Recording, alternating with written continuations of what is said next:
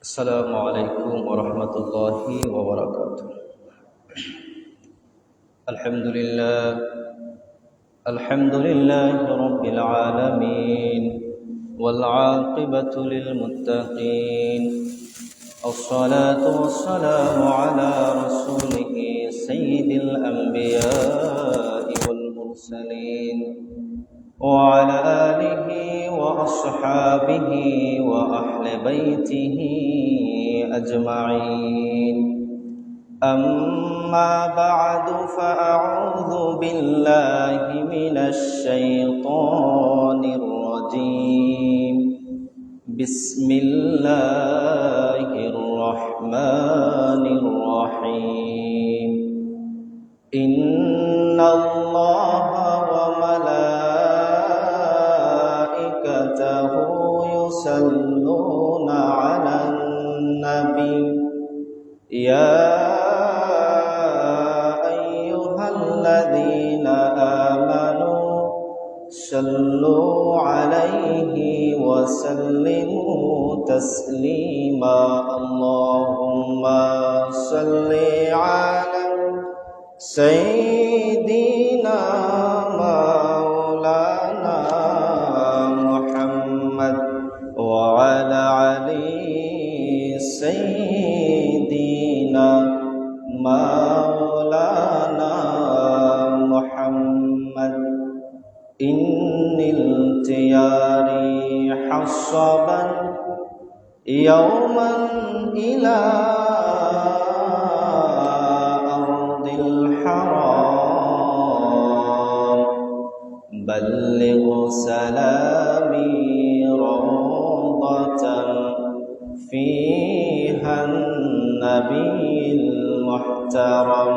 اللهم صل على سيدنا مولانا محمد وعلى علي سيدنا مولانا محمد। ইচ্ছা করলে মায়ার নবীজি থাকতে পারতেন আরশে, উম্মতেরি মায়ায় নবীজি নেমে আসলেন জমিনে। আল্লাহুম্মা সাল্লি আলা سيدنا مولانا محمد وعلى علي سيدنا مولانا محمد. لا إله إلا الله محمد رسول الله صلى الله عليه وسلم.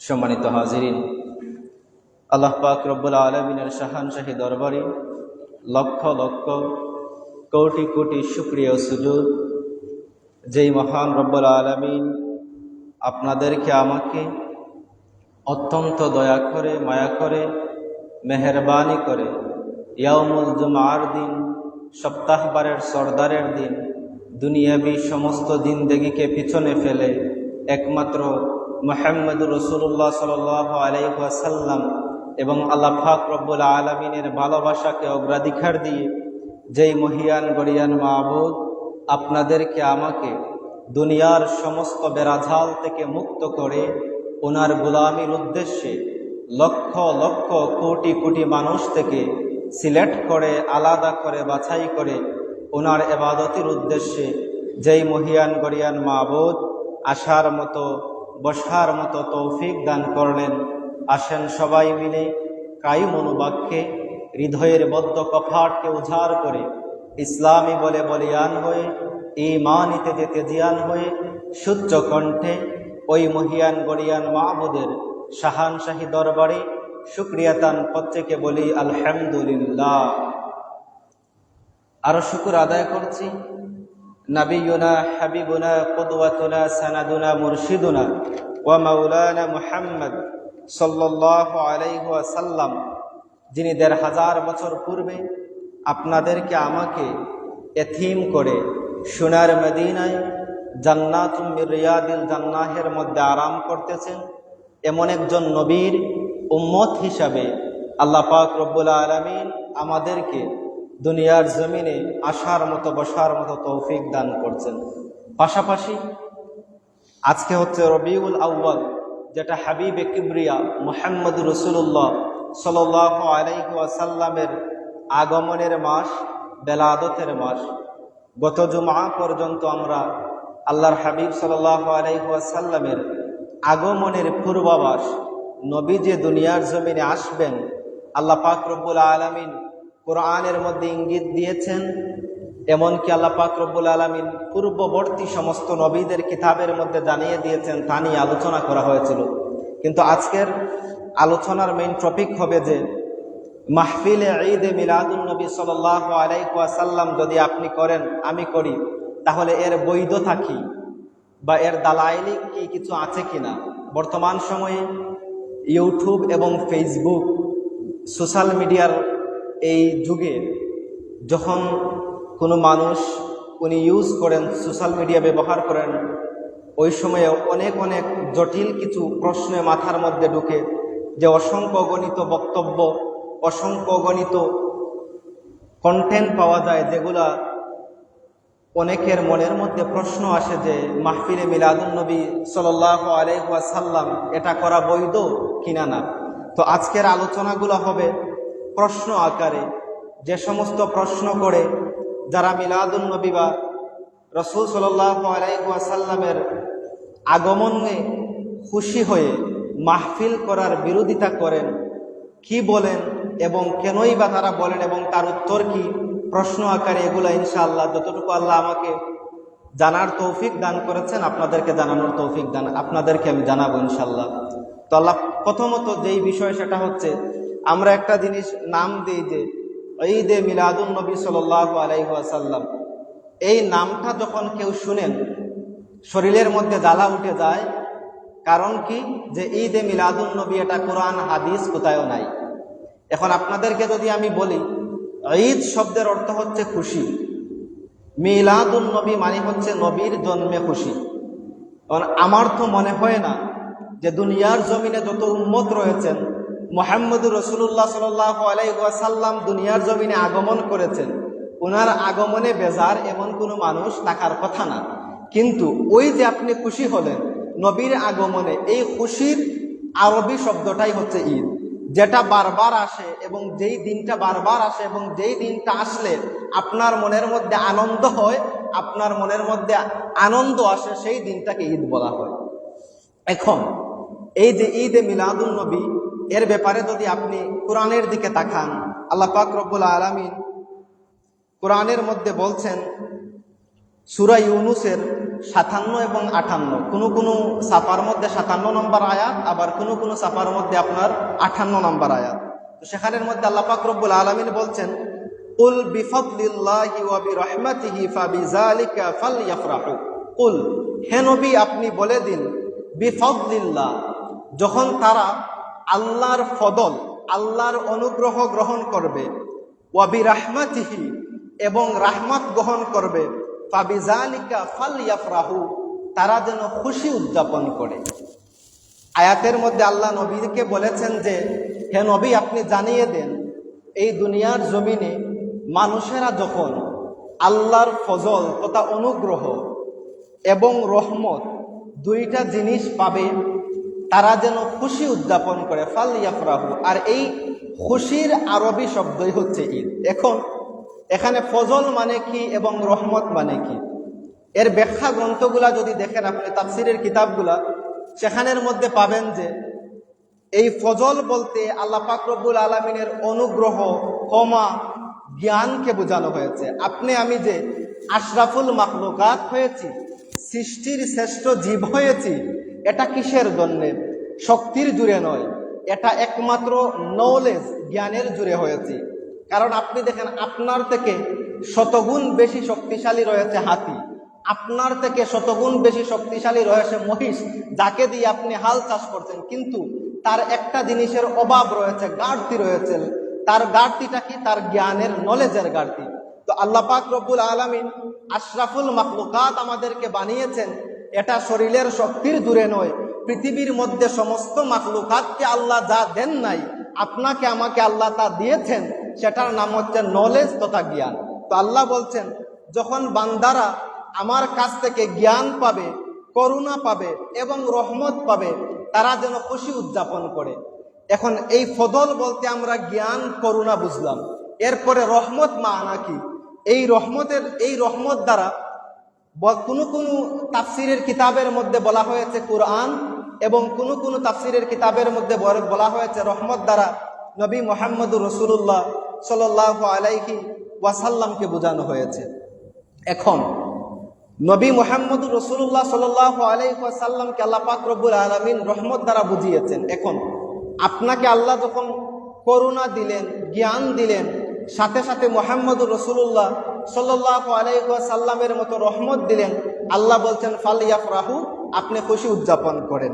আর এই খুশির আরবিটাই হচ্ছে ঈদ। সম্মানিত হাজিরিন, এখন আপনি যদি এই রহমত দ্বারা কোরআনকে নেন, তাহলে কোরআনকে নিলেও সমস্যা নেই। আল্লাহ পাক রব্বুল আলামিন কোরআনের ব্যাপারে বলেছেন, ওয়া নুনাজ্জিলু মিনাল কুরআনি মা হুয়া শিফাউন ওয়া রাহমাতুল লিল মুমিনিন। এই কোরআনটাকে আল্লাহ পাক রব্বুল আলামিন নাজিল করেছেন মুমিনদের জন্য রহমত হিসাবে। এই দুনিয়ার জমিনে সবাই কিন্তু মুমিন না। মুমিন কারা হবে? যারা মুসলমান ইবাদত বন্দেগী করবে তারা মুমিন হবে। আর এই দুনিয়ার জমিনে হিন্দু, বুদ্ধ, খ্রিস্টান, কাফের, মুশরিক সমস্ত মানুষ রয়েছে। তবে আল্লাহ কোরআনের ব্যাপারে বলছেন, নুনাজ্জিলু মিনাল কুরআনি মা হুয়া শিফাউন ওয়া রাহমাতুল লিল মুমিনিন। দুনিয়ার জমিনে কাফের থেকে, বেঈমান থেকে, মুশরিক থেকে আলাদা করে সিলেক্ট করে আল্লাহ পাক রব্বুল আলামিন মুমিনদের জন্য কোরআনকে রহমত বানিয়েছেন। আর নবীর ব্যাপারে কি বলেছেন? ওয়ামা আরসালনাকা ইল্লা রাহমাতাল লিল আলামিন। হাবিব আমার মুহাম্মদ সাল্লাল্লাহু আলাইহি ওয়াসাল্লাম, আমি আপনাকে গোটা দুনিয়ার জন্য রহমত হিসাবে পাঠিয়েছি, কোনো স্পেসিফিক জাতির জন্য না। এখন আপনি যদি জিজ্ঞাসা করেন যে মুহাম্মদুর রাসূলুল্লাহ সাল্লাল্লাহু আলাইহি ওয়াসাল্লাম কতটুকু জায়গার জন্য রহমত, আল্লাহ পাক রব্বুল আলামিন কোনো সীমানা দেন নাই। রব্বুল আলামিন বলছেন, আলহামদুলিল্লাহি রব্বিল আলামিন, সমস্ত প্রশংসা হচ্ছে আল্লাহর, যিনি হচ্ছেন রব্বুল আলামিন। ওয়ামা আরসালনাকা ইল্লা রাহমাতাল লিল আলামিন, ওই রব্বুল আলামিন যিনি রহমতুল লিল আলামিনকে পাঠিয়েছেন। এখন সাগরের নিচে আল্লাহ যদি হন রব্বুল আলামিন, সেই সাগরের নিচে মুহাম্মদুর রাসূলুল্লাহ হচ্ছেন রাহমাতুল লিল আলামিন। কাল কিয়ামতের ময়দানে, বিচারের দিনে আল্লাহ যদি হন রব্বুল আলামিন, কাল কিয়ামতের ময়দানে, বিচারের দিনে নবী হচ্ছেন রাহমাতুল লিল আলামিন। সম্মানিত হাজিরিন, এই কোরআনের আয়াত থেকে আমরা পেলাম যে আল্লাহ পাক রব্বুল আলামিন বলেছেন, যখন ফজল পাবেন, করুণা পাবেন, রহমত পাবেন, আপনি তখন খুশি উদযাপন করবেন। এবার আসেন দ্বিতীয় নম্বর, এই হচ্ছে মাহফিলে ঈদে মিলাদুন নবী সাল্লাল্লাহু আলাইহি ওয়াসাল্লামের আগে যে ঈদ শব্দ আমরা ব্যবহার করি, তা করা যাবে কিনা। দুই নম্বর, আমরা যদি দেখি সূরা মায়েদার মধ্যে আল্লাহ পাক রব্বুল আলামিন বলছেন, ঈসা আলাইহিস সালাতু সালামের উম্মতেরা উনাকে গিয়ে বলেছিল যে আপনি আপনার আল্লাহর কাছে কিছু দোয়া করুন, রব্বুল আলামিন যাতে আসমান থেকে আমাদের জন্য কিছু খাবার নাজিল করেন। তো আল্লাহর নবী ঈসা আলাইহিস সালাতু সালাম ওই সময় দোয়া করেছিলেন, আল্লাহ পাক রব্বুল আলামিন আসমান থেকে কিছু খাবার নাজিল করেছিলেন, যেগুলোর নাম হচ্ছে মান্না ওয়া সালওয়া। ওই সময় আল্লাহ কোরআনের মধ্যে আমাদেরকে জানিয়ে দিয়েছেন যে যখন ঈসা আলাইহিস সালাতু সালামের উম্মতদেরকে আকাশ থেকে মান্না এবং সালওয়া নাজিল করা হয়েছিল, এই দিনটাকে পূর্ববর্তী এবং পরবর্তী উভয় প্রজন্মের জন্য আল্লাহ ঈদের দিন বানিয়ে দিয়েছেন। তাহলে ঈদ যে একটা, অনেকেই বলেন, বড় বড় আলিম যারা বলেন যে ঈদে মিলাদুন নবী বলতে কোথাও কিছু নাই, তখন কষ্ট লাগে যে ঈদ শব্দটা এখানেও রয়েছে। তো সম্মানিত হাজিরিন, এই বিষয় শেষ, এখানে আর আগানোর দরকার নেই। দুই নম্বর দেখেন যে ঈদে মিলাদুন নবী সাল্লাল্লাহু আলাইহি ওয়াসাল্লামের যে মাহফিলগুলা উদযাপন করা হয়, ঈদে মিলাদুন নবী সাল্লাল্লাহু আলাইহি ওয়াসাল্লাম ব্যানার দিয়ে যে মাহফিলগুলা করা হয়, এইগুলা করা জায়েজ কিনা, বা আল্লাহর নবী মুহাম্মদুর রাসূলুল্লাহ সাল্লাল্লাহু আলাইহি ওয়াসাল্লাম নিজে কি ঈদে মিলাদুন নবী সাল্লাল্লাহু আলাইহি ওয়াসাল্লাম অর্থাৎ নবীর জন্মের খুশিতে, উনার জন্মের খুশিতে উনি কোনো মাহফিল করেছেন কিনা।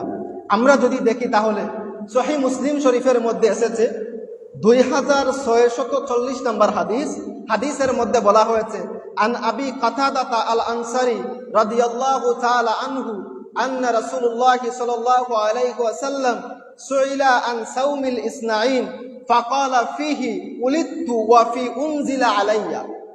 মুসলিম শরীফের হাদিস 2640 নম্বর হাদিসের মধ্যে আবি কাতাদা আল আনসারী আল্লাহ রাসূল সাল্লাল্লাহু আলাইহি ওয়াসাল্লামকে গিয়ে জিজ্ঞাসা করছেন, সুইলা আন সাওমিল ইসনাইন, ইয়া রাসূলুল্লাহ, ইয়া হাবিবাল্লাহ, আপনি সোমবার দিনে কেন রোজা রাখেন?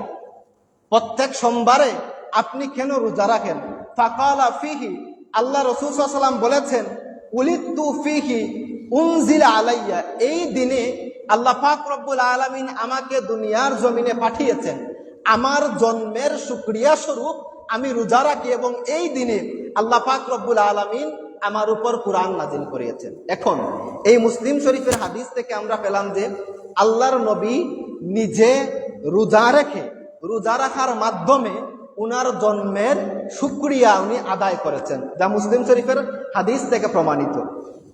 কেন উনি রোজা রেখেছেন? যে আল্লাহ যে আমাকে এই দুনিয়ার জমিনে পাঠিয়েছেন, রহমত হিসাবে পাঠিয়েছেন, এই জন্ম যে আল্লাহ আমাকে দিয়েছেন তার শুকরিয়া স্বরূপ আমি রোজা রাখছি। এখন দেখা গেল যে আল্লাহ রাসূল সাল্লাল্লাহু আলাইহি ওয়াসাল্লাম নিজের জন্মের শুকরিয়া আদায়ে রোজা রেখেছেন। এখান থেকে হচ্ছে যে আপনিও আল্লাহর নবী যে দুনিয়ার জমিনে এসেছেন তার শুকরিয়া আদায়ে আপনিও রোজা রাখেন, আপনিও ভালো কিছু কাজ করেন, সমস্যা নেই।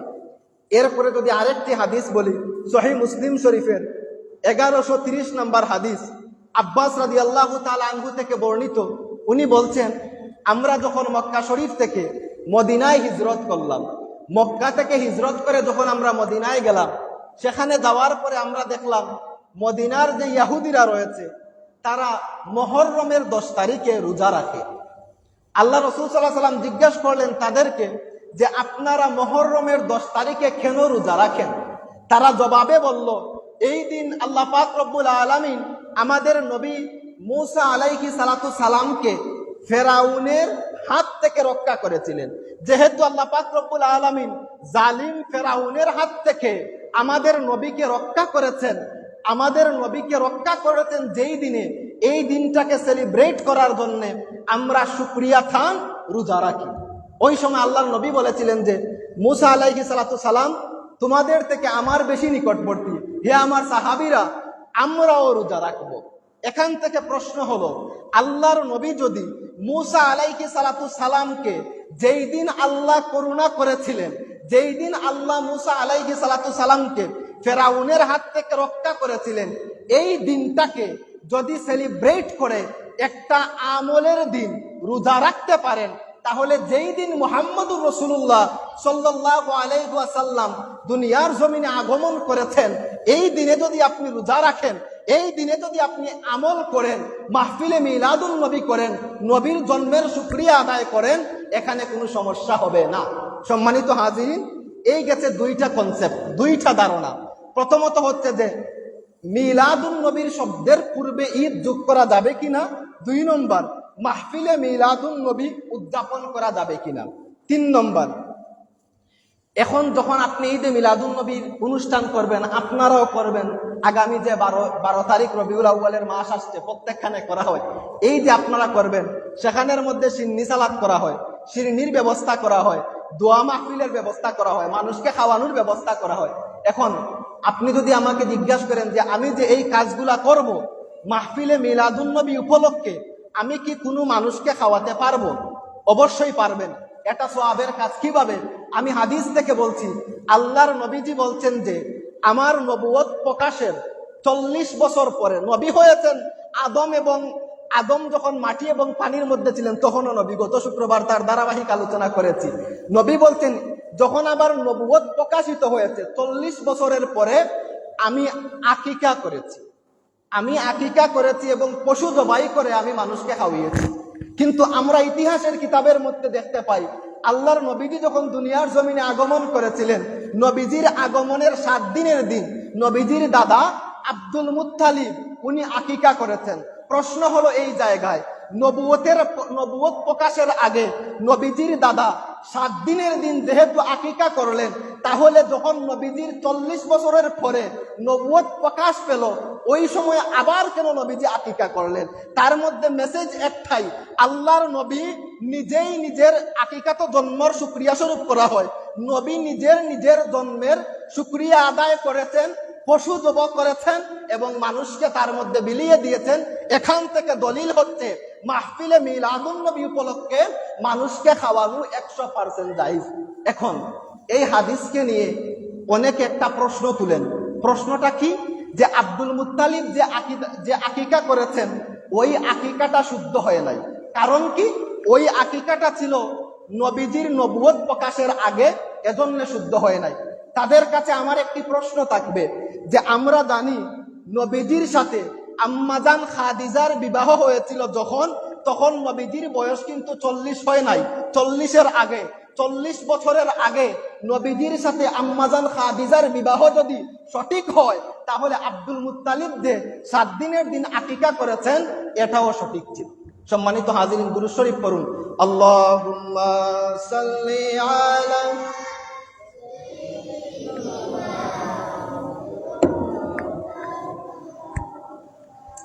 وعلى آل سيدنا مولانا। সম্মানিত হাজিরিন, এই হচ্ছে যেই কনসেপ্টগুলা, আজকের আলোচনার মেইন বিষয় হচ্ছে যেই বিষয়গুলাকে আপনার বাধা দেওয়া হয় মাহফিলে মিলাদুন নবী অনুষ্ঠানে, সেই বিষয়গুলা প্রশ্ন আকারে আমি করছি এবং তার রিলেটেড কি উত্তর রয়েছে সেগুলো আমি দেওয়ার চেষ্টা করছি।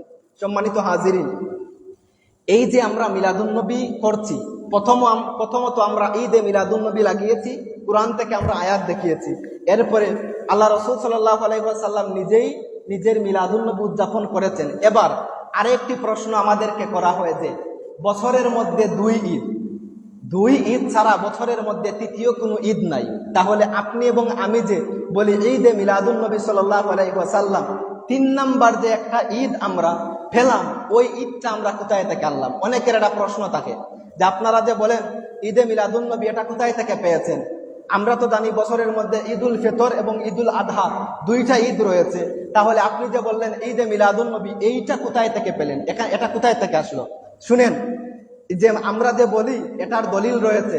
আপনি খুলেন ইবনে মাজা শরীফের 1084 নম্বর হাদিস, নাম্বার সহ বলছি, আপনি যদি গিয়ে সার্চ দেন অটোমেটিক পেয়ে যাবেন। 1084 নম্বর হাদিসের মধ্যে আল্লাহ রাসূল সাল্লাল্লাহু আলাইহি ওয়াসাল্লাম বলছেন, আন আবি লুবাবাতা ইবনে আব্দুল মুনজির قال رسول الله صلى الله عليه وسلم إن يوم الجمعة سيد الأيام وأعظمها عند الله وهو أعظم عند الله من يوم الأضحى ويوم الفطر فيه 5 خلال خلق الله فيه آدم وأحبط الله فيه آدم وإلى الأرض وفيه توفى الله آدم عليه الصلاة والسلام إلى آخر الحديث। আল্লাহ পাক রব্বুল আলামিন নবীর মাধ্যমে জানিয়ে দিয়েছেন, আমাদের নবী বলেছেন যে ইন্না ইয়াউমাল জুমআতি সাইয়্যিদুল আইয়াম, আজকের যেই দিনটা শুক্রবারই দিন, এই দিনটা হচ্ছে সপ্তাহবারের শ্রেষ্ঠ দিন, সাইয়্যিদুল আইয়াম। আজকের দিনটা সপ্তাহের মধ্যে শ্রেষ্ঠ দিন। কিসের জন্য? ফিহি 5 খিলাল, তার 5টা কারণ রয়েছে। কেমন শ্রেষ্ঠ দিন? আল্লাহর নবী বলেছেন ওয়া আযামুহা ইনদাল্লাহি ওয়া হুয়া আযামু ইনদাল্লাহি মিন ইয়াউমিল আদহা ওয়া ইয়াউমিল ফিতর। এই আজকের দিনটা শুক্রবারের দিন ঈদুল আদহা এবং ঈদুল ফিতরের চাইতেও আরো বেশি সম্মানিত। আমার কথা নয়, ইবনে মাজা শরীফের 1084 নম্বর হাদিসে আল্লাহর নবী বলেছেন। কিসের জন্য? 5টা কারণে। 1 নাম্বার, আল্লাহর নবী বলছেন খালাকাল্লাহু ফিহি আদম আলাইহিস সালাতু সালাম, এই দিনে আল্লাহ পাক রব্বুল আলামিন আদম আলাইহিস সালাতু সালামকে সৃষ্টি করেছেন। ওয়া আহবাতাল্লাহু ফিহি আদম আলাইহিস সালাতু সালাম ইলাল আরদ, এই দিনে আদম আলাইহিস সালাতু সালামকে দুনিয়ার জমিনে পাঠিয়েছিলেন। ওয়া ফিহি তুওয়াফা আদম আলাইহিস সালাতু সালাম, এই দিনে আদম আলাইহিস সালাতু সালাম ইন্তেকাল করেছেন। ইলা আখিরিল হাদিস, আরো 4টি কারণ রয়েছে, আমি সেদিকে যাচ্ছি না, লম্বা হয়ে যাবে। তাহলে এখানে আসেন, আল্লাহর নবী বলছেন যে 5টি কারণে শুক্রবার দিনটা হচ্ছে ঈদুল ফিতর এবং ঈদুল আজহার থেকেও সম্মানিত দিন। 1 নাম্বার হচ্ছে এই দিন আদম আলাইহিস সালাতু সালামকে আল্লাহ সৃষ্টি করেছেন। 2 নাম্বার হচ্ছে এই দিন আল্লাহ আদম আলাইহিস সালাতু সালামকে দুনিয়ার জমিনে পাঠিয়েছেন। 3 নাম্বার হচ্ছে এই দিন আল্লাহ পাক রব্বুল আলামিন আদম আলাইহিস সালাতু সালামকে দুনিয়ার জমিন থেকে উঠিয়ে নিয়েছেন। প্রশ্ন হলো এই জায়গায়, যদি আদম আলাইহিস সালাতু সালামের জন্ম এবং মৃত্যুকে কেন্দ্র করে শুক্রবার দিনের মর্যাদা ঈদুল ফিতর এবং ঈদুল আজহার থেকেও বেশি হয়, তাহলে আদম নবী আসতেন না, শুক্রবার দিন আসতো না, ঈদুল ফিতর আসতো না, ঈদুল আজহা আসতো না, যদি ঈদে মিলাদুন নবী নবী মুহাম্মদুর রাসূলুল্লাহ সাল্লাল্লাহু আলাইহি ওয়াসাল্লামের জন্ম না হতো। এজন্য আমরা বলি সকল ঈদের সেরা ঈদ ঈদে মিলাদুন নবী সাল্লাল্লাহু আলাইহি ওয়াসাল্লাম। সম্মানিত হাজিরিন, এই কনসেপ্টগুলা আগে আমাদেরকে ক্লিয়ার করতে হবে। সম্মানিত হাজিরিন, এই হচ্ছে আমরা যে বলি সকল ঈদের সেরা ঈদ ঈদে মিলাদুন নবী সাল্লাল্লাহু আলাইহি ওয়াসাল্লাম। কারণ আপনি দেখেন আল্লাহ পাক রব্বুল আলামিন আমাদের নবীজির কারণে গোটা দুনিয়াটাকে সৃষ্টি করেছেন। যদি নবীকে আল্লাহ সৃষ্টি করতেন না, এই দুনিয়া আল্লাহ সৃষ্টি করতেন না। সম্মানিত হাজিরিন, নেক্সট যে স্টেপ সেখানের মধ্যে আসেন যে মাহফিলে মিলাদুন নবী উপলক্ষে রাস্তার মধ্যে বাহির হয়ে যে র্যালি করা হয়, আমরা যে র্যালিগুলা করি মাহফিলে মিলাদুন নবী উপলক্ষে রাস্তার মধ্যে বাহির হই কি করে, যে আগামী 11 তারিখ 11 রবিউল আউয়াল রবিবার সিলেট সুবহানীঘাটের মধ্যে যে আল্লামা ফুলতুলি সাহেব কিবলা বাংলাদেশ আঞ্জুমানে তালামিজ ইসলামী এবং আল ইসলার পক্ষ থেকে যেই র্যালিগুলা করা হয়েছে, আমরা এখানে অনেকেই সেখানে যাই, র্যালির মধ্যে যাই। এই যে করা হয়েছে, আমরা যে বাহির হই কিসের জন্য আমরা বাহির হই? এই যে আপনি গড় থেকে বাহির হলেন, গড় থেকে বাহির হয়ে আপনি যে রাস্তার মধ্যে গেলেন, রাস্তার মধ্যে যাওয়ার পরে আপনি যে নবীর শানে কাসিদা পড়লেন, এইগুলা কি আগের যুগে ছিল কিনা, না এটা নতুন হয়েছে? অনেকের মত যে নবীর এমন কোন হাদিস রয়েছে যে হাদিসের মধ্যে রয়েছে যে ঈদে মিলাদুন নবী উপলক্ষে আপনি রাস্তার মধ্যে বাহির হবেন, রাস্তার মধ্যে বাহির হয়ে এইভাবে নাচ শরীফ পড়বেন। তাহলে দেখেন, আমি বলছি যে আল্লাহর নবী মুহাম্মদুর রাসূলুল্লাহ সাল্লাল্লাহু আলাইহি ওয়াসাল্লাম মুসলিম শরীফের হাদিস, যখন নবীজি মক্কা শরীফ থেকে মদিনা শরীফে হিজরত করেছিলেন, মক্কা শরীফ থেকে যখন নবীজি মদিনায় হিজরত করেছিলেন, এই সময়ে মদিনার এবং মক্কার আনসার এবং মুহাজির সাহাবীরা রাস্তার মধ্যে বাহির হয়েছিলেন কিসের জন্য? নবীকে রিসিভ করার জন্য। নবী যে মক্কা থেকে মদিনায় গিয়েছেন, সে নবীকে রিসিভ করার জন্য তারা কি বলেছিলেন? তালাআল বাদরু আলাইনা মিন সানিয়াতিল ওয়াদা ওয়াজাবা শুকরু আলাইনা মা দাআ লিল্লাহি দা। তালাআল বাদরু আলাইনা, আমাদের কাছে ওয়াদা পর্বত থেকে পূর্ণিমার চাঁদ মুহাম্মদুর রাসূলুল্লাহ সাল্লাল্লাহু আলাইহি ওয়াসাল্লামের আগমন হয়েছে। ওয়াজাবা শুকরু আলাইনা, আমাদের উপর ওয়াজিব হয়ে গেছে তার শুকরিয়া আদায় করা যতদিন পর্যন্ত এই দুনিয়ার জমিনে একজন ইমানদার মানুষ বেঁচে থাকবে। প্রশ্ন হলো এই জায়গায়, ১৫০০ বছর পূর্বে যদি আল্লাহর নবী মক্কা থেকে মদিনায় আগমনের আনন্দে সাহাবীরা রাস্তার মধ্যে বাহির হয়ে নবীজির শানে তালাআল বাদরু আলাইনা বলে নাচ গাইতে পারেন, ১৫০০ বছর পরে যদি ওই নবীর আগমনের আনন্দে উম্মতের রাস্তার মধ্যে দাঁড়িয়ে নাচ গায়, তাহলে সেখানের মধ্যে বেদাতের ফতোয়া কোত্থেকে আসে? এটা তো শরীয়ত সম্মত। কারণ আপনি যদি বলেন হুবহু এইরকম ছিল কিনা, তাহলে আমিও আপনাকে বলবো, আপনি যে অ্যান্ড্রয়েড ফোন ইউজ করেন, বলেন তো আল্লাহর নবীর কোন সাহাবী অ্যান্ড্রয়েড ফোন ইউজ করেছেন?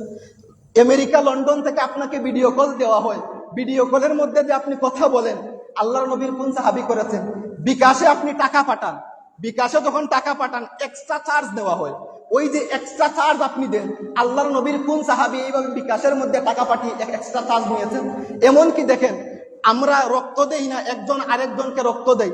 আপনি কি কোনো হাদিসের মধ্যে দেখাতে পারবেন যে আল্লাহর নবীর একজন সাহাবী আরেকজন সাহাবীকে রক্ত দিয়েছেন? তাহলে আপনি কিয়াসের ভিত্তিতে সমস্ত কিছু মেনে নিলেন, রক্ত দেওয়াকে আপনি মেনে নিলেন, বিকাশের মধ্যে টাকা পাঠালে আপনি এক্সট্রা চার্জ দেন, সেটাও মেনে নিলেন। কিন্তু মাহফিলে মিলাদুন নবীর আলোচনা যখন আসে, নবীর জন্মের আলোচনা যখন আসে, তখন আপনি শুধু হুবহু এইটাকু দেন। তো আমার প্রশ্ন হলো, আপনি যে মাইক টাঙ্গিয়ে মসজিদের মধ্যে এইরকম টাইসওয়ালা মসজিদে ফ্যানের নিচে বসে বক্তব্য দিচ্ছেন, দেখান তো আল্লাহর নবীর কোন সাহাবী দিয়েছেন?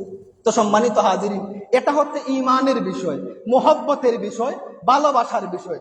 শেষে মিলাদুন নবীর মাহফিলের ফদাইল নিয়ে একটা হাদিস বলবো, তার আগে বলছি, এখন হচ্ছে র্যালির যে একটা আমরা করি, এই র্যালির দলিলটা পেলাম। 2 নম্বর, আমরা যখন বাহির হওয়ার পরে সমস্ত মানুষেরা কি করে যে নবীর শানে কাসিদা পড়েন, নবীর শানে আমরা গজল গাই। এখন আপনি আমি যদি নবীর শানে কাসিদা পড়ি, গজল গাই, লাভ কি হবে? একজনের কথা শুনাই, উনি হচ্ছেন শাইরে রাসূল বলা হয়, যার নাম হচ্ছে হাসান বিন সাবেত রাদিয়াল্লাহু তাআলা আনহু। উনি ছিলেন রসুলের কবি, উনাকে বলা হতো। তো আল্লাহর নবী বলেছেন যে নবী যখন ছোট ছিলেন, ওই ছোটবেলায় নবীর একজন চাচাতো ভাই ছিলেন, যার নাম হচ্ছে আবু সুফিয়ান ইবনু হারিস। একসাথে খেলাধুলা করতেন ছোট যখন ছিলেন নবীজি।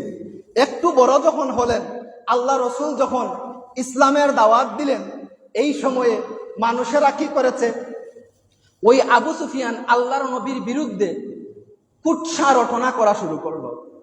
অর্থাৎ নবীজির বিরুদ্ধে বানিয়ে বানিয়ে কিছু এমন এমন কবিতা সে আবৃত্তি করলো, যেগুলো আল্লাহর নবী শুনে কষ্ট পেলেন। সম্মানিত হাজির, দুরূদ শরীফ পড়ুন, আল্লাহুম্মা সাল্লি আলা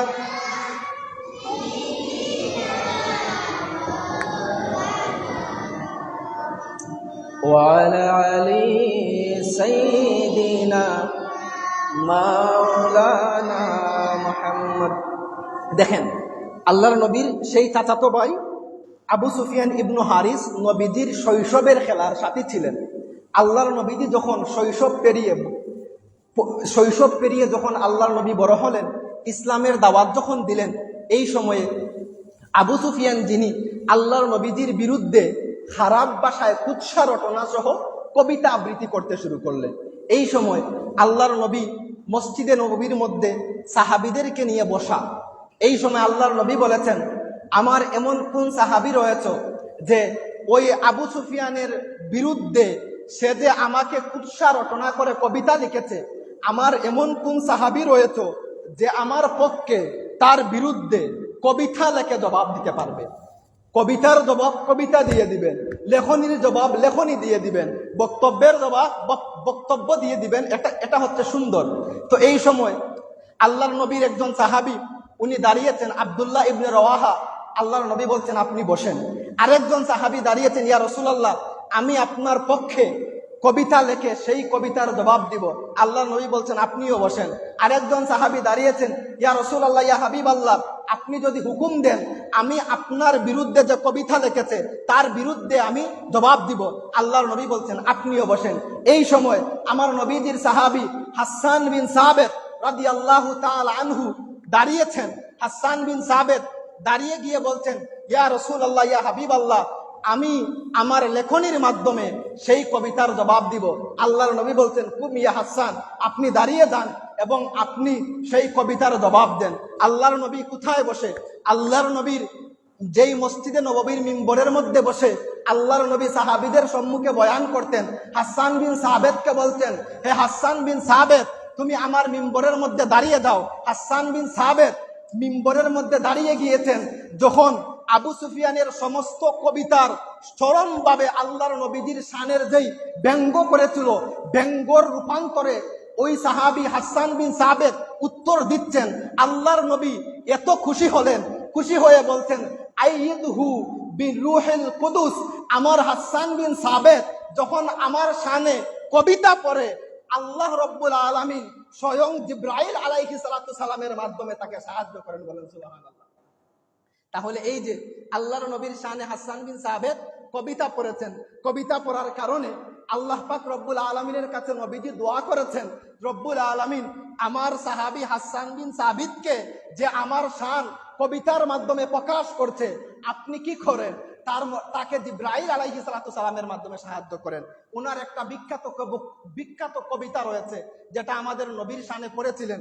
সেই কবিতাটা হচ্ছে, ওয়া আহসানু মিনকা লাম তারা কাত্তু আইনি ওয়া আজমালু মিনকা লাম তালিদান নিসা খুলিকতা মুবাররাআন মিন কুল্লি আইবিন কাআন্নামা কাদ খুলিকতা কামা তাশা ওয়া আহসানু মিনকা লাম তারা কাত্তু আইনি। ইয়া রাসূলুল্লাহ, ইয়া হাবিবাল্লাহ, আমি হাসান বিন সাবেত আকাশের চাঁদ দেখেছি, আকাশের তারা দেখেছি, এই দুনিয়ার সুন্দর প্রাকৃতিক লীলাভূমি দেখেছি। ইয়া রাসূলুল্লাহ, ইয়া হাবিব আল্লাহ, যখন আমার এই দুই চোখ আপনি মুনিব মুস্তাফার চেহারার দিকে তাকিয়েছি, আহসানু মিনকা লাম তারা কাত্তু আইনি, ইয়া রাসূলুল্লাহ, ইয়া হাবিব আল্লাহ, আপনার চেয়ে সুন্দর চেহারাওয়ালা কোনো মানুষ আমি হাসান বিন সাবিত দেখি নাই। এরপরে বলছেন ওয়া আজমালু মিনকা লাম খালিদান নিসা, ইয়া রাসূলুল্লাহ, ইয়া হাবিব আল্লাহ, মা হাওয়া থেকে শুরু করে কিয়ামত পর্যন্ত সমস্ত নারীরা বাচ্চা দুনিয়ার জমিনে জন্ম দিবে। ওয়া আজমালু মিনকা লাম খালিদান নিসা, মা আমেনা আপনাকে যেই বাচ্চা জন্ম দিয়েছেন মা হাওয়া থেকে নিয়ে কিয়ামত পর্যন্ত আপনার মতো এরকম আর কোনো সন্তান কোনো মা জন্ম দিতে পারে নাই। এরপরে বলছেন খুলিকতা মুবাররাআন মিন কুল্লি আইবিন, ইয়া রাসূলুল্লাহ, ইয়া হাবিবাল্লাহ, আল্লাহ পাক রব্বুল আলামিন আপনাকে সমস্ত দুষ্টুটি থেকে আল্লাহ এমন ভাবে সৃষ্টি করেছেন কাআন্নামা কাদ খুলিকতা কামা তাসা, যেমন আপনি বলেছেন রব্বুল আলামিন আমার চোখকে এভাবে বানিয়ে দেন, আমার চেহারাকে এভাবে বানিয়ে দেন, আপনার কাছ থেকে ডিরেকশন নিয়ে নিয়ে আল্লাহ পাক রব্বুল আলামিন যেন আপনার চেহারাকে বানিয়েছেন। বলেন সুবহানাল্লাহ। এই হচ্ছে হাসান বিন সাবিত রাদিয়াল্লাহু তাআলা আনহুর সেই বিখ্যাত কবিতা। সম্মানিত হাজিরিন, এই যে বলছিলাম মাহফিলে মিলাদুন নবীর সময়ে মিলাদুন নবী উদযাপন করে আপনি যখন র্যালি নিয়ে রাস্তার মধ্যে বাহির হবেন, রাস্তার মধ্যে বাহির হয়ে যখন বলবেন তলা আল বাদরু আলাইনা মিন সানিয়াতিল ওয়াদা ওয়াজাবা শুকরু আলাইনা মাদা আলিল্লাহিদা, আল্লাহ পাক রব্বুল আলামিন ওই নবীর জন্মের আগমনের খুশি প্রকাশ করার কারণে আপনার আমার মর্যাদাকেও হাসান বিন সাবিতের জায়গায় দিতে পারেন। সম্মানিত হাজিরিন, আল্লাহ পাক রব্বুল আলামিন আমাদেরকে যেন তা পালন করার তৌফিক দান করেন। সর্বশেষ দেখেন আরেকটি প্রশ্ন চলে আসে যে আমরা যে মাহফিলে মিলাদুন নবী পালন করি, এই মাহফিলে মিলাদুন নবী সাহাবীদের যুগে কোন সাহাবী কি পালন করেছেন? অর্থাৎ আপনি তো আর সাহাবী থেকে বড় আশিকে রসুল না, তাহলে যদি সাহাবীদের যুগে পালন করেন তাহলে আপনিও করেন। তো আমি বলছি যে সাহাবীরা আল্লাহ রসুল সাল্লাল্লাহু আলাইহি ওয়াসাল্লামের সাহাবীরা ওই সময়ে আপনি যেইভাবে আমি যেইভাবে প্যান্ডেল সাজিয়ে করছি ওইভাবে করেন নাই, কিন্তু হ্যাঁ করেছিলেন। আমি আপনাকে হাদিস পড়ে শোনাচ্ছি। ওয়ান আবি সাঈদ আল খুদরি ক্বালা মুআবিয়া রাদিয়াল্লাহু তাআলা আনহু ইন্না রাসূলুল্লাহ সাল্লাল্লাহু আলাইহি ওয়াসাল্লাম খারাজা আলা হালকিহি ইয়ানি মিন আসহাবি ফাকালা মা আজলাসাকুম ক্বালু জালাসনা নাদউল্লাহা ওয়া নাহমাদুহু আলা মা হাদানা লিদীনিহি ওয়া মান্না আলাইনা বিকা ইলা আখিরিল হাদিস। আল্লাহর নবী বলছেন আমি আমার হুজরার মধ্যে বসা ছিলাম, যখন আমার হুজরা থেকে আমি বাহির হয়েছি সাহাবীদেরকে দেখলাম মসজিদে নববীর মধ্যে বসে তারা কিছু আলোচনা করতেছেন। আমি যখন বাহির হয়ে আসলাম, বাহির হয়ে এসে বলছি হে আমার সাহাবীরা মা আজলাসাকুম, তোমরা এখানের মধ্যে কেন বসেছো এবং কি নিয়ে তোমরা এখানের মধ্যে আলোচনা করেছো? আল্লাহর নবীজির সাহাবী বলছেন আলু জালাসনা নাদউল্লাহ ওয়া নাহমাদুহু আলা মা হাদানা লিদীনিহি ওয়া মান্না আলাইনা বিকা, ইয়া রাসূলুল্লাহ, ইয়া হাবিবাল্লাহ, আমরা এখানে বসেছি আল্লাহ পাক রব্বুল আলামিন আমাদেরকে ইসলামের মাধ্যমে হেদায়েত দিয়েছেন, ওয়া মান্না আলাইনা বিকা, এবং আমাদের মাঝে আপনি মুহাম্মদুর রাসূলুল্লাহ সাল্লাল্লাহু আলাইহি ওয়াসাল্লামকে পাঠিয়ে যেই অনুগ্রহ করেছেন, ইয়া রাসূলুল্লাহ, ইয়া হাবিবাল্লাহ, আমরা এই শুকরিয়া আদায় করার জন্য এই মসজিদে নববীর মধ্যে বসে আছি। আল্লাহর নবী বলছেন হে আমার সাহাবীরা সত্যি করে বলো তো তোমরা কি তা নিয়ে আলোচনা করছো? সাহাবীরা বলছেন ইয়া রাসূলুল্লাহ, ইয়া হাবিবাল্লাহ, সত্য করে বলছি আল্লাহ পাক রব্বুল আলামিন আমাদেরকে ইসলামের মাধ্যমে হেদায়েত দিয়েছেন, ওয়া মান্না আলাইনা বিকা, আর আপনাকে দেওয়ার মাধ্যমে আল্লাহ আমাদেরকে যে অনুগ্রহ করেছেন তার শুকরিয়ার জন্য বসে আছি। আমার নবী বলেছেন হে আমার সাহাবীরা তোমরা শুনে রাখো আমি তোমাদেরকে মিথ্যাবাদী এজন্য দুইবার জিজ্ঞাসা করি নাই। দুইবার জিজ্ঞাসা করার কারণ হচ্ছে ফাআতানি জিবরাইল, আমি যখন আমার হুজরার মধ্যে ছিলাম এই সময় জিবরাইল আমিন আমার নিকট চলে এসেছেন, এসে বলছেন ইয়া রাসূলুল্লাহ, ইয়া হাবিবাল্লাহ, ফাআখবিরনি আন্নাল্লাহ আযজা ওয়া জাল্লা ইউবাহি বিকুমুল মালায়েকা, আপনার যেই সমস্ত সাহাবীরা মসজিদের মধ্যে বসে আপনার জন্মের আলোচনা করছেন, আযজা ওয়া জাল্লা ইউবাহি বিকুমুল মালায়েকা, আল্লাহ পাক রব্বুল আলামিন ওই সমস্ত সাহাবীদের ব্যাপারে আল্লাহ পাক রব্বুল আলামিন ফেরেশতাদের সম্মুখে গর্ববোধ করতেন। সুবহানাল্লাহ। তাহলে এখান থেকে আমরা কি বুঝলাম? যে ১৫০০ বছর পূর্বে আল্লাহর নবীজির সাহাবীরা মসজিদের মধ্যে বসেছেন, মসজিদের মধ্যে বসে আল্লাহর নবীর জন্মের আলোচনা করেছেন। জন্মের কি আলোচনা করেছেন? যে আল্লাহ রব্বুল আলামিন ইসলামের মাধ্যমে হেদায়েত দিয়েছেন, এমন কি আল্লাহ রব্বুল আলামিন নবীজিকে যে আমাদের জন্য পাঠিয়েছেন, এই শুকরিয়া আদায়ে তারা মসজিদে নববীতে বসে আলোচনা করতেছিলেন। আল্লাহ রব্বুল আলামিন নবীকে জানিয়ে দিচ্ছেন যে আমি রব্বুল আলামিন তাদেরকে নিয়ে ফেরেশতাদের মজলিসের মধ্যে গর্ববোধ করছি। তো সম্মানিত হাজিরিন, আমরা যে মাহফিলে মিলাদুন নবী করি, কি করি? সেখানে নবীজির আলোচনা করি। যেইভাবে ১৫০০ বছর পূর্বে আল্লাহর নবীর সাহাবীরা মসজিদের মধ্যে বসে নবীজির জন্মের আগমনের আলোচনা করেছিলেন, সেম টু সেম আমরাও এটা করি। কেউ যদি আমাকে জিজ্ঞাসা করে আপনি কেন মাহফিলে মিলাদুন নবীর আয়োজন করেছেন, আমি ডিরেক্টলি বলবো ১৫০০ বছর পূর্বে আল্লাহর নবীর সাহাবীরা যেই জন্যে মসজিদে নববীতে বসেছিলেন, আমিও আজকে সেম কনসেপ্টে, সেম ধারণায় আল্লাহ রাসূল সাল্লাল্লাহু আলাইহি ওয়াসাল্লামের আগমনের আলোচনার জন্য এখানের মধ্যে বসেছি। সম্মানিত হাজিরিন, সর্বশেষ আসেন, আমরা জানি আবু লাহাব নামে একজন কুখ্যাত বেঈমান ছিল, যার ব্যাপারে আল্লাহ পাক রব্বুল আলামিন সূরাতুল লাহাব তাব্বাত ইয়াদা আবি লাহাবিন ওয়া তাব নাজিল করেছেন। সেই বাটফার, সেই কাফের বলেছিল আমাদের নবীকে, তাব্বাল্লাকা ইয়া মুহাম্মদ আলিহাযা জামাআতানা, হে মুহাম্মদ তোমার 2টা হাত ধ্বংস হোক। আল্লাহ রব্বুল আলামিন বলেছিলেন তাব্বাত ইয়াদা আবি লাহাবিন ওয়া তাব, হে আবি লাহাব আমার বন্ধুর 2 হাত ধ্বংস না, বরং তোর 2টা হাত ধ্বংস হোক।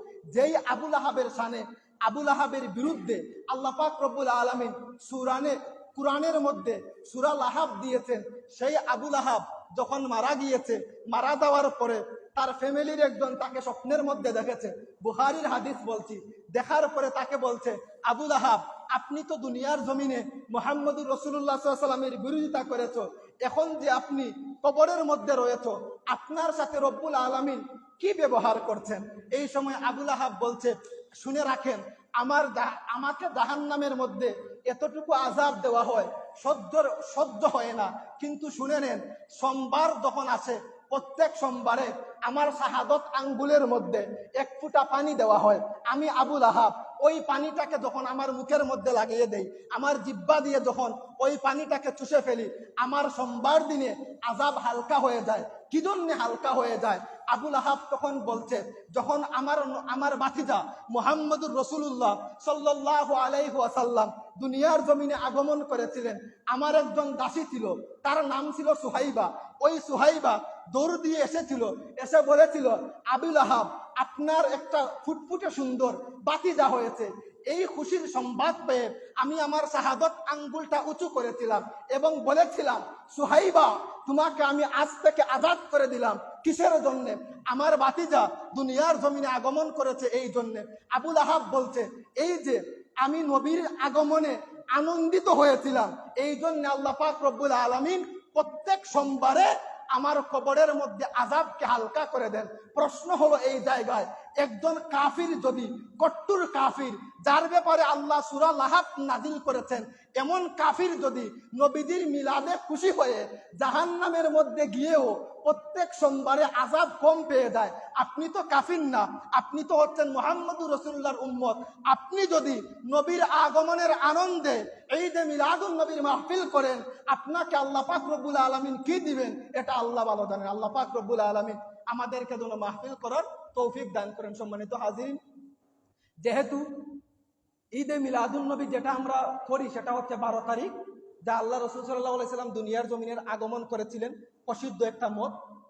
সানি আশারা ফি রবিউল আউয়াল, এই রবিউল আউয়ালের 12 তারিখ। এজন্য তাহলে আগামী রবিবার মনে হয় রবিউল আউয়ালের 11 তারিখ হয়, যেটা সুবহানী ঘাটের মধ্যে র্যালি করা হয়েছে, অনেকেই সেখানে চলে যান। 12 তারিখ, তাই আপনারা চেষ্টা করবেন মাহফিলে মিলাদুন নবীর আলোচনা মাহফিল, মিলাদ মাহফিলের আয়োজন করার। কি জন্য? যে হাদিস আগে শুনিয়েছিলাম, আল্লাহর নবীর সাহাবীরা যেই জন্য মসজিদে নববীতে বসেছিলেন, বসে যেই শুকরিয়া আদায় করছিলেন, আমরাও সেই শুকরিয়া আদায় করব। আল্লাহ পাক রব্বুল আলামিন আমাদের সবাইকে যেন মাহফিলে মিলাদুন নবীর আলোচনা এবং এই অনুষ্ঠান অ্যারেঞ্জ করার তৌফিক দান করেন। সবাই বলুন আমিন। ওয়া আখির দাওয়ানা আনিল হামদুলিল্লাহি রাব্বিল আলামিন।